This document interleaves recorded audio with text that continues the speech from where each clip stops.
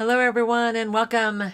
Here is your money message for today, something I want you to think about. And I'm going to start with a little bit of a story.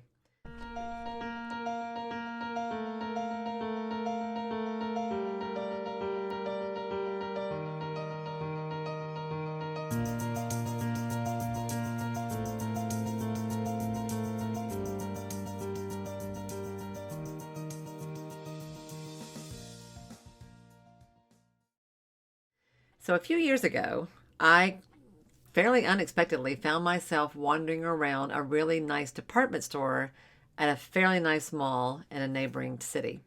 I hardly ever go to the mall, so that in itself is kind of unusual. And I don't remember why I was there, but it happened. And I was just kind of indulging in a little walkabout, just to kind of see what was new and what kind of cool things they had there. I don't think I was buying anything, actually. I think I was just out running errands. But while I was there, I found myself looking at purses. I am some kind of a nut for things that are organizational. On the Enneagram, I'm a 9 with a 1 wing, if you know what that means. And that means I love organization. So purses and boxes and bags and containers and anything like that, I tend to gravitate towards. And this particular day, I was looking at some really nice purses that were like leather and made by name brands you would recognize that were, $100 purses, $200 purses, $300 purses. Crazy expensive to me.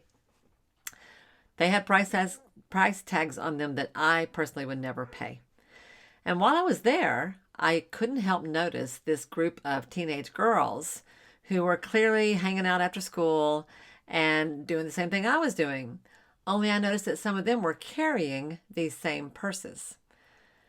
And before I even realized what I was doing, I caught myself with this whole little internal dialogue going on in my head. And it sounded something like this. Yeah, I see you. Look at those purses that you've got. There's no way you paid that much money for that purse. I bet your mama bought you that, didn't she? Or your daddy. Ain't no way you had the money. I bet you don't even know how much that. I bet you didn't even appreciate that or thank them for that when they got that for you. Did you earn that? Probably not. Look at you. You never even have to think about money. It kind of cracks me up to think about it now, even though I was also mortally embarrassed when I realized what I was doing.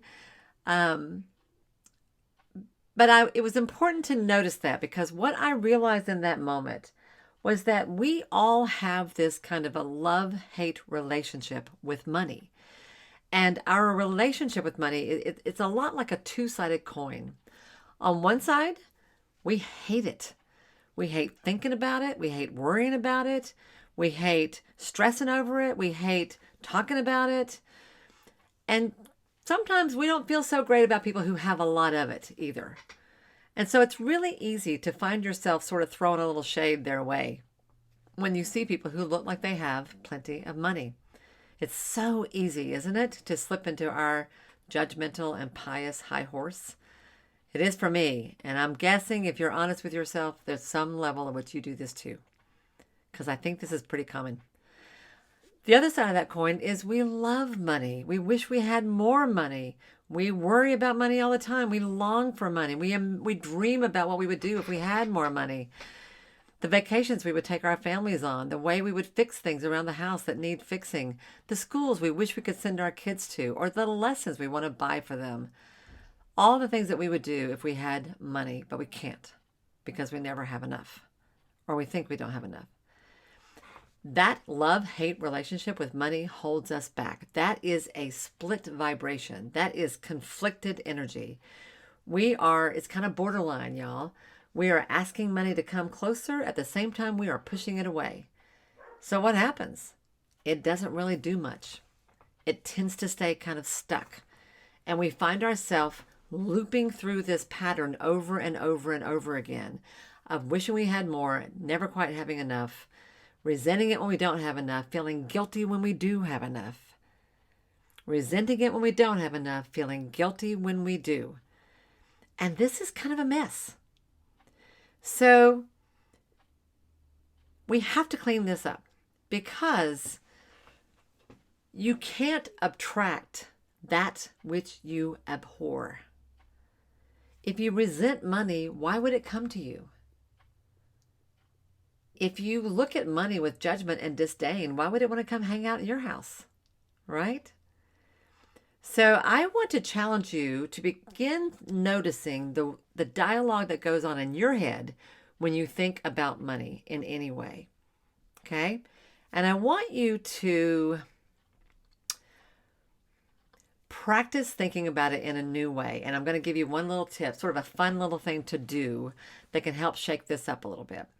And that is, I want you to engage in what I call silent celebrations. The next time you see somebody driving the car you wish you could drive, wearing the outfit that you wish you could afford, living in the house you wish you could live in, earning the kind of hourly rate that you can only dream of charging, the next time you see that, I want you to send that person a silent celebration in your head. Think of it as a little energetic high five. In your mind, I want you to think about that person who's doing that thing and say, good for you, buddy. It's so cool that you get to drive that car. I hope you love it. Yay for you, colleague. I'm so impressed and so proud that you get to charge $200 an hour, $300 an hour. You are well worth it, and I love seeing you make that kind of money. Can't wait till I can do the same. Good for you, friend of mine, who just moved into that awesome neighborhood that I at the moment can't imagine living there, but someday would love to. I'm so happy for you, and I hope you're happy there too. You don't need to say these things out loud. You can if you want to, but only if you genuinely feel it and mean it. Most of the time, I just assume you do it silently. Because when you send out a silent celebration to someone who's doing well, you are much more likely to have something worth celebrating yourself soon. When you send out a silent celebration to someone you see who is doing well, you are much more likely to have something to celebrate yourself soon. So just try that. See what happens. And talk to me in the comments below. Tell me kind of what you notice, what comes up for you, what you try, what you learn from this exercise, and how it impacts you. I would love to hear. Thanks everybody for being here. Can't wait to talk to you more about this, and we will keep this conversation going. Have a great day, everybody. I'll see you next time. Bye now.